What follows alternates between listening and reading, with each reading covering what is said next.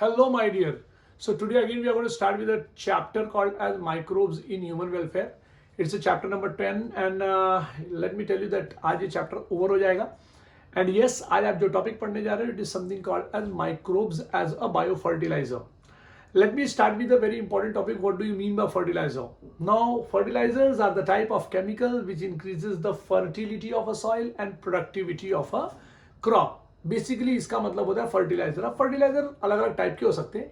इसके अंदर आता है chemical fertiliser. Now what is chemical fertilisers? Chemical fertilisers are the type of certain chemicals by whose use, अगर आपने उसका यूज किया तो it will increase the fertility of a soil and productivity of a crop basically. Now if the question starts that if I use such type of a fertilizer in a large scale, so what will happen? So if you use such type of fertilizer, that is chemical fertilizer, in a large scale, no doubt it is going to create a pollution. And that is what is being written here, that to meet the ever increasing demand of the agricultural produce, what we started using is something called as chemical fertilizer. जब मैं chemical fertilizer का बात करता हूँ तो it can lead to something called as what? Pollution मेरे बच्चों.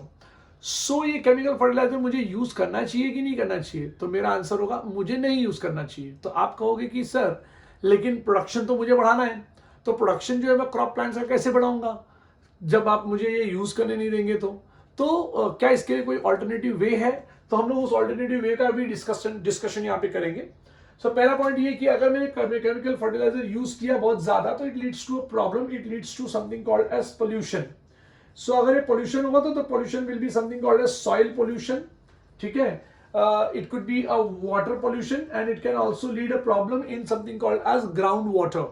तो वो ग्राउंड वाटर में भी जाके प्रॉब्लम क्रिएट करेगा and finally it will affect the organisms which are present. So biotic world जो है वो इससे ज्यादा अफेक्ट हो जाएगा. So in order to deal with that what we have to do is we have to switch to something called as organic farming. Now, organic farming can be done by whom? By biofertilizers. सबसे पहली बात, biofertilizers are the type of organisms. The word is very much important. Biofertilizers are the type of organisms or a microorganism, I can say. They are the one who can increase the fertility of a soil and productivity of a crop. So, any organism which, when used, is increasing the fertility and the productivity of a crop, such type of organisms are termed as what? Biofertilizers, right? So they are the one who are going to enrich the nutritional quality of the soil. And not only that, मैं आपको बताऊं nutritional जब मैं कहता हूं तो it's nutrient से related है. And yes, it will also create a very good impact on crop. And the nutritional quality of the crop will also increase. So the number of nutrient has to be increased in the soil, which will increase the nutrient as well as nutritional capacity of the plant basically. So biofertilizers are basically of three main sources or three main types, I can say: bacterial biofertilizer, fungal biofertilizer and cyanobacterial biofertilizer. अब जो मैं आपसे बात करने जा रहा हूँ, मैं जो सबसे पहले बात करूंगा, it is something called as bacterial biofertiliser. तो मुझे यहाँ का पार्ट जो है वो मिटाना पड़ेगा. तो बैक्टीरियल बायोफर्टिलाइजर में मैं ये कहूंगा कि bacteria is going to play a very important role and it will act as a very good helper, I can say, or it is going to act as a biofertilizer. So आप मुझे बोलोगे sir will it increase the fertility of a soil and productivity of a crop? Yes, my dear, it will increase the fertility of a soil, productivity of a crop, as well as nutritional quality of the crop will also increase by the help of that. So जो सबसे पहले bacteria का नाम लूंगा, that will be something called as a rhizobium. ठीक है, अब ये राइजोबियम कौन है sir? It is a gram negative bacteria. तो मैं लिख देता हूं यहाँ पे, आप लोग को भी फुल फॉर्म लिखने का आदत होना चाहिए. So it is a gram negative bacteria. ये बहुत ही ज्यादा इंपॉर्टेंट पॉइंट है. Rhizobium is what? It is a type of a bacteria which show symbiotic association. तो ये पॉइंट बहुत इंपॉर्टेंट है. It is showing you symbiotic association with whom? With something called as leguminous plant. तो जब मैं leguminous plant लिखता हूं तो बेसिकली ये बिलोंग करते हैं फैमिली, एक जमाने में फैमिली हुआ करती थी लेग्यूमिनोसी करके, और उसके तीन जो है वो सब फैमिलीज थे: पेपिलोनॉइडी, माइमोसॉइडी एंड सिजाल्पिनॉइडी. लेकिन ये लेग्यूमिनोसी फैमिली इतनी बड़ी थी कि बाद में उनके सब फैमिलीज को ही फैमिली में कन्वर्ट कर दिया गया. That was Papilionaceae, Caesalpiniaceae and Mimosae. So ये वो तीनों फैमिलीज के रूट में आपको यहां पर इनके पास रूट इस तरीके से जो होता है लेगुमिनस प्लांट्स का, इनका नाम ही दे दिया गया लेगुमिनस प्लांट, और यहां पे they form something called as nodules, और इस नोड्यूल में क्रोर्स एंड क्रोर्स ऑफ ये राइजोबियम रहते हैं. So rhizobium here is showing what, it is showing symbiotic association my dear. तो जब मैं सिम्बायोटिक एसोसिएशन बोलता हूं तो सिम्बायोटिक एसोसिएशन का मतलब होता है दो लोगों का साथ में रहना. लेकिन जब दो लोग का साथ में रहना होता है और दोनों एक दूसरे को फायदा पहुंचा रहे होते हैं तो इसको हम लोग कहते हैं mutualism. So this is very important word which is going to come in further most chapters में भी ये नाम आएगा. But what is mutualism? Here rhizobium, rhizobium is providing what? It is converting atmospheric nitrogen into nitrate, nitrite and ammonia and all that stuff. ये finally conversion हो जाता है. So यहाँ पे atmospheric nitrogen is converted into a compound that is something called a nitrate, nitrite. मैं लिख देता हूँ यहाँ पे nitrate, nitrite. ठीक है ना? सो ये सारी चीजों में कन्वर्ट कर देते हैं, कन्वर्ट करके ये दे देते हैं किसको? ये दे देते हैं लेग्यूमिनस प्लांट को. ठीक है. सो लेग्यूमिनस प्लांट को इन्होंने क्या दे दिया? लेग्यूमिनस प्लांट को इन्होंने दे दिया नाइट्रोजन को कन्वर्ट करके दे दिया into nitrate and nitrite and ammonia, ये सब कन्वर्जन में करके दे दिया इनको. अब लेग्यूमिनस प्लांट जो है वो यहां से इनको क्या देगा? तो लेग्यूमिनस प्लांट इसको दे देता है शेल्टर. ठीक है. सो यहाँ पे शेल्टर मिल गया, यहाँ पे नोड्यूल मिल गया रहने के लिए इनको. इस तरीके से आज भी अगर आप मेथी, अगर क्योंकि आपके घर में जो लेग्यूमिनस प्लांट आता है मैं उसकी बात कर रहा हूं, आज भी अगर आप अपने घर में मेथी के रूट्स को देखें, आज ही जाइएगा मार्केट, आप मत जाइएगा, जब मार्केट में मम्मी या डैडी को भेज दीजिएगा, लेकिन वहां पे आप देखेंगे जो मेथी का रूट्स अगर आप लेके आएंगे और ध्यान से देखिए तो you can see these nodules there. So that is what is something called as mutualism, जहां पे rhizobium is providing it is helping in conversion of atmospheric nitrogen into nitrate and nitrite. और इसके लिए इनके पास जीन होता है, इसका नाम होता है nif gene. So nitrogen fixing gene होता है और ये nitrogen fixing gene produces enzyme called as nitrogenase. So ये एंजाइम का नाम आप याद रखेंगे, कहीं ना कहीं आपको आने वाला है. मैंने आपको जो बताया इट वाज सिम्बायोटिक एसोसिएशन वाला. ठीक है. लेग्यूमिनस प्लांट के रूट में प्रेजेंट होता है, म्यूचुअलिज्म शो करेगा. Rhizobium fixes atmospheric nitrogen, converts it into ammonia, nitrate and nitrite. मेरी बात को याद रखिएगा please. And finally there will be something called as leguminous plant, जो है वो इसको फायदा मिलेगा. लेग्यूमिनस प्लांट इसके बदले में क्या देता है? प्रोवाइड शेल्टर, थोड़ा मोड़ा जो है वो वाटर, न्यूट्रिशन और सब ये सब चीजें दे देता है. राइट. ये नोड्यूल्स है, these are termed as nodules. तो एग्जाम में आएगा तो याद रखना. सर नोड्यूल बनाने के लिए भी कोई जीन होता है क्या? यस, एक जीन होता है, इसका नाम होता है नॉड जीन. आप मुझे बताएंगे नॉड जीन किसके पास प्रेजेंट है? बैक्टीरिया के पास, आई मीन राइजोबियम के पास, या फिर रूट के पास. तो किसके पास ये जीन प्रेजेंट है आप मुझे बताएंगे मेरे बच्चों. तो आई होप कि आपको ये टॉपिक जो है वो क्लियर हुआ रहेगा. मैं कुछ राइजोबियम के स्पीशीज का नाम लिख देता हूं, मैं हट रहा हूं 1 मिनट के लिए, फिर आप इसको लिखिएगा.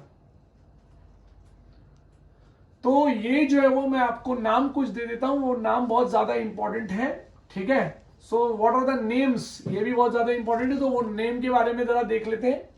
ठीक है. सो पहला नाम आएगा राइजोबियम. चलो लिख देता हूं मैं राइजोबियम. तो राइजोबियम लेग्यूमिनोसारम. लेग्यूमिनोसारम अगर ये नाम आपको दिखे तो आप ये याद रखना ये पी प्लांट में प्रेजेंट होता है. I mean this type of rhizobium is present in the root of pea plant. ठीक है. याद रखिए. ठीक है. दूसरा नाम आएगा rhizobium.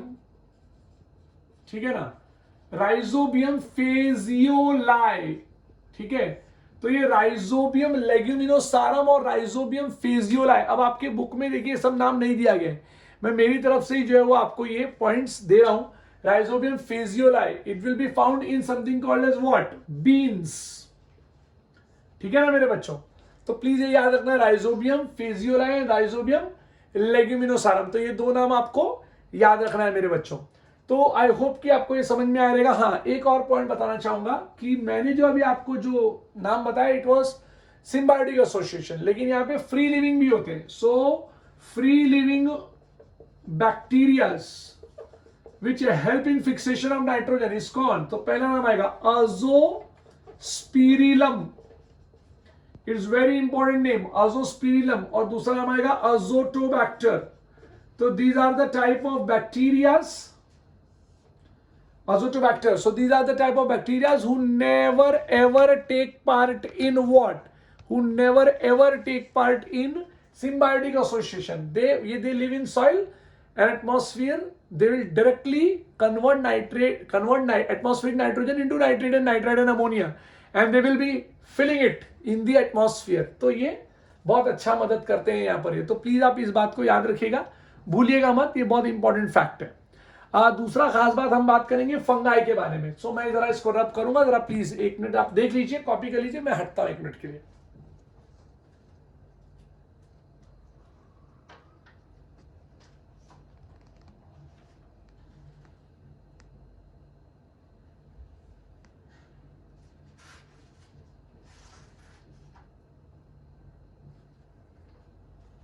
Okay, so I hope कि आपको ये क्लियर हो गया रहेगा. Now what will do is, यहां पे से हम लोग जो है वो बैक्टीरिया को हटा देंगे क्योंकि हमारा बैक्टीरिया वाला काम हो गया. Now we are going to talk about fungus. ठीक है, नाउ फंगस का जब मैं बात करता हूं यहाँ पे तो बहुत ज्यादा जरूरी हो जाता है इनके बारे में डिस्कशन. ठीक है, now why it should be discussed a lot. Point number 1, fungus. यहां भी जिस फंगस की मैं बात कर रहा हूं उसका नाम हम रखेंगे माइकोराइजे. क्यों माइकोराइजे रख दिया इनका नाम हमने?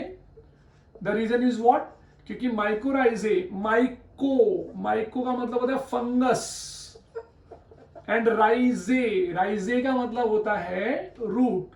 सो a type of a fungus which is present in where, which is present in basically a root. So mycorrhizae रहेंगे यहाँ पे ही. सबसे पहला जो फंगस जो माइकोराइजा में जो टीम बनाता है, जाके घुस जाता है प्लांट्स में, वो फंगस का नाम है, जीनस है उसका ग्लोमस. सो ग्लोमस नाम का fungus, it can enter into the root of what? Into the root of a plant, and it can create a very good environment. What it can do? It has a very good benefits. पहला benefit क्या रहेगा? It has an ability to absorb what? Absorb phosphorus. And phosphorus को absorb करके जो है वो, I mean they will be absorbing phosphorus from soil. ठीक है, from soil, and will be passing it to what? It will be passing it to soil and passes it to the plant. मेरे बच्चों, तो plant में पास कर दिया. अब आप बोलेंगे सर फॉस्फोरस कौन सा बहुत बड़ा, इतना बड़ा तीर है? बेटे phosphorus is a type of a compound which is used in making of DNA, RNA, plasma membrane, right, proteins. ठीक है, not only that, different type of cytoplasmic inclusions और materials. हर जगह पे मेरे को फॉस्फेट मॉलिक्यूल चाहिए ही चाहिए. सो वहां पे एडीपी, एटीपी, एनएडीपी, एनएडीपीएच2, राइट. तो ये सारी जगह पे व्हाट आई रिक्वायर, डीएनए, ये बहुत इंपॉर्टेंट जगह पे मेरे को फॉस्फोरस चाहिए.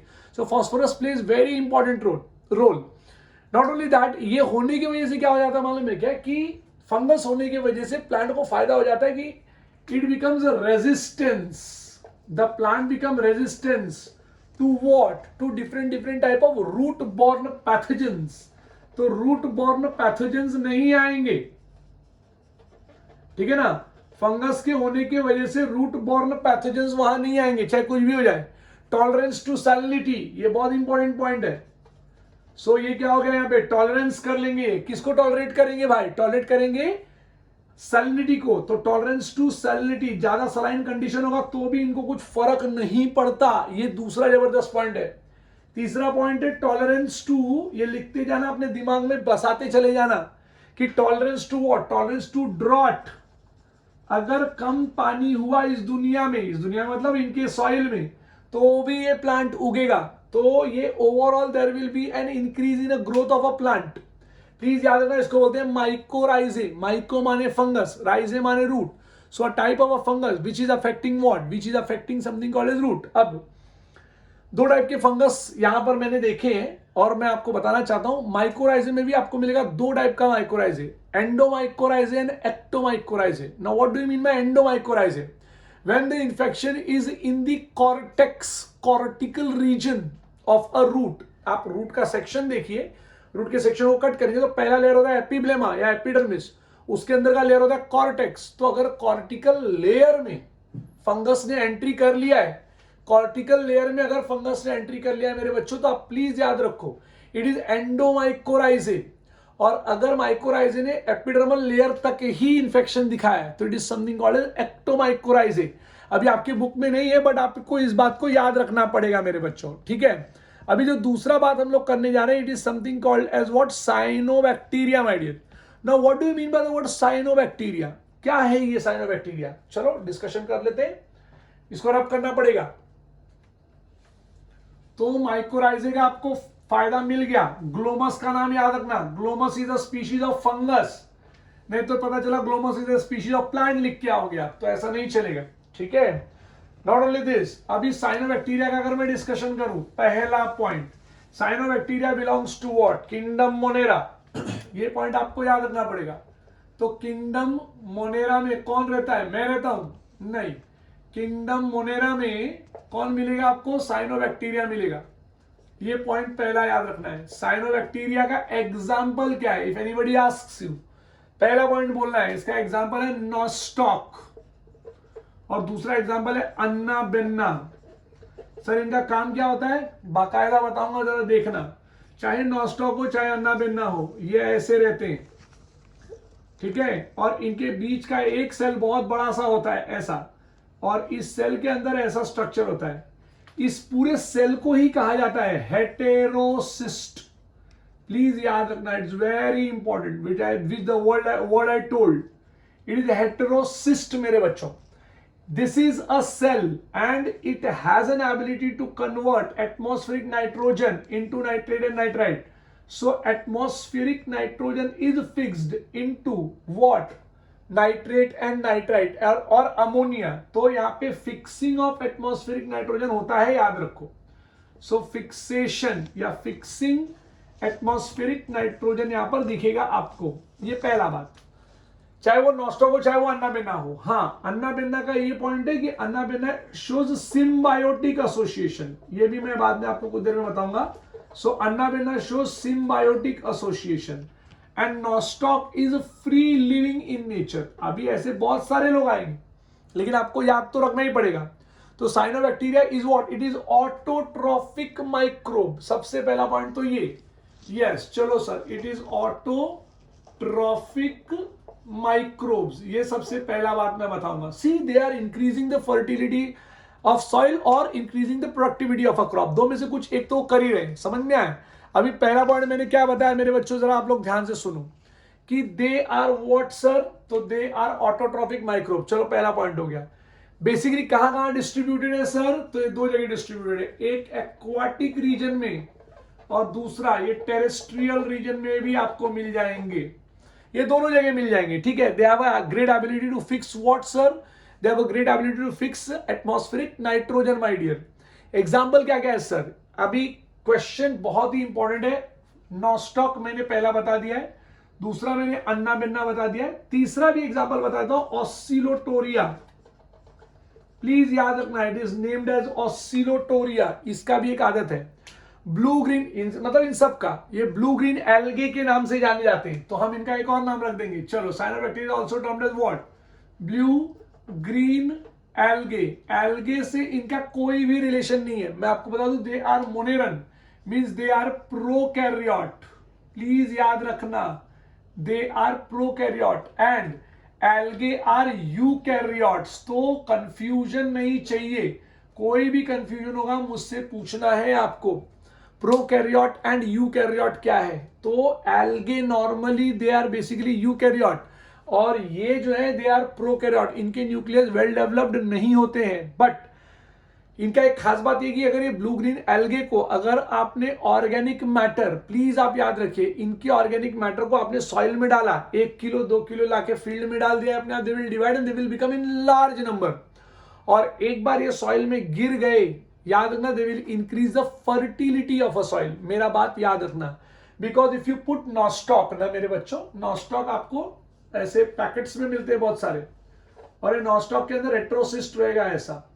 आपने अगर इसको पैडी फील्ड में डाल दिया मेरे बच्चे लोग, बहुत इंपॉर्टेंट, पैडी फील्ड में आपने इनको डाल दिया तो पैडी फील्ड में दे विल डिवाइड, ठीक है, ये बहुत तेजी से डिवाइड होंगे और लार्ज नंबर में हो जाएंगे। फिर बाद में आपको सिर्फ क्या करना है, प्लाविंग कर देना है इसका, मतलब पूरे फील्ड का प्लाविंग कर देना है एंड एवरीथिंग गेट्स मिक्स्ड। सो जो आपने 1 किलो 2 किलो लाके डाला है, it will get convert into 1 quintal और वो पूरा उसमें ही रहेगा। तो what will happen, it will increase the fertility of a soil, because ये सारे के सारे नॉनस्टॉप अपने अंदर नाइट्रोजन फिक्स कर रहे हैं and they are converting nitrogen, atmospheric nitrogen to nitrate, nitrite and ammonia. से कन्वर्जन आप याद रखना और ये काम ये कर देते हैं। Now currently in our country what is happening, you know that these biofertilisers are available commercially also in market and farmers, मैं आपको बता दूं, farmers use them regularly in their field to replenish what, to replenish the soil nutrient my dear. अब कैसे करना है ये आपको पता चल गया है। You know this reduces the dependency of chemical fertiliser on something called as what, it reduces the dependency of chemical fertilizers on, I mean because of this हम chemical fertilizer avoid कर देते हैं, जिसकी वजह से हमारा ग्राउंड वाटर खराब नहीं होता, जिसकी वजह से हमको वाटर पोल्यूशन का प्रॉब्लम नहीं देखना पड़ता है, इसकी वजह से एयर पोल्यूशन नहीं होता, इसकी वजह से सॉइल पोल्यूशन नहीं होता, plant become more healthy and the product, I mean the crop production it increases by 20 to 30%। Not only that, मैं आपको बता दूं, अभी यहाँ पर आपने नॉस्टॉक और अन्ना बेन्ना देखा, तो अन्ना बेन्ना, अभी नॉस्टॉक आपको पता चल गया पैडी फील्ड में फ्री लिविंग डालना है आपको, लेकिन आप अन्ना बेन्ना का क्या करेंगे, तो आपको बता दूं मैं, अन्ना बेन्ना जो है वो बेसिकली आपको जो है वो प्लांट के अंदर मिलेगा। तो सर कौन से प्लांट के अंदर मिल सकता है, कहां कहां मिलता है sir, anabaena is found in a pteridophyte, और वो भी कौन सा टेरिडोफाइट सर, वो भी एक्वाटिक टेरिडोफाइट।